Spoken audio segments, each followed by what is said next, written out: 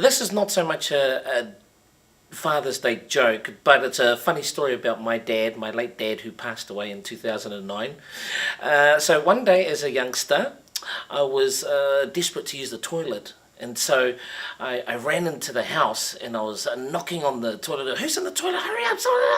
And there was a bit of a pause. And then I heard a voice coming from the toilet. It was my dad, and it was, "Coming!" My dad, whenever we'd go to the cafe and the lady would be like, "Would you like sugar with that?" My dad would say, "No thanks, love, I'm sweet enough." My dad's name is Waisea Musaratuwere. He was a seaman, and years ago he would visit New Zealand. Every trip here he would have to bring some food from my uncle. And so on one trip he had a bag of dalo, and so it has to come through customs. So they would check to see for insects and all the other stuff, and then they would give him the all clear.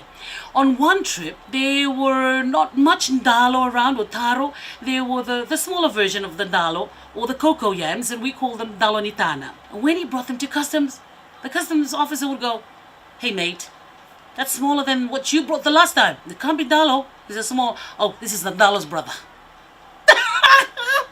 One of my funny memories of my stepdad is when I was in like Form 1 and a boy called my house. And we had those like long cordless phones. And so when my brother was like, "Sana, someone's on the phone for you," I like took the whole phone, like took all the wires up to like the next room. I was like, "Hello." And anyways, had my little conversation.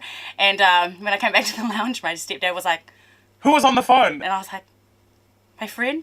And he was like, gave me this massive lecture, and he said, "Boys only want one thing." And it wasn't until later in life that I figured out what that one thing was. Hey Louis, why did the female phone break up with the male phone?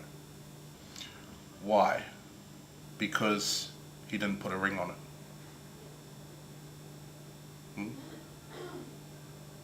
Okay. My dad always needed help on the weekends, especially around the gardens or whatever around the house. And my dad, and I'm pretty sure other Pacific fathers out there, they only give you one. They only say it to you once. They only say what they want from you once. You know what I mean? So stick with what you heard and go and do it. And what he said to me was, go to the garage and get the screwdriver from my wet pants. And my wet pants garage. So I go to the garage, and obviously, on the line, there's wet pants there, and trying to look in the pockets, hey, screwdriver, and like I said, you can only ask your dad once, you can't ask him again, or else you're gonna get, I don't know. So I thought, oh man, I'm sweating myself down. I'm like, oh man, there's nothing here, mom, I can't find the screwdriver. I said, go and ask your father again. Oh, so I go and ask my dad, again. I said, Dad, I can't find it. I can't find the screwdriver in the wet pants. He says, son.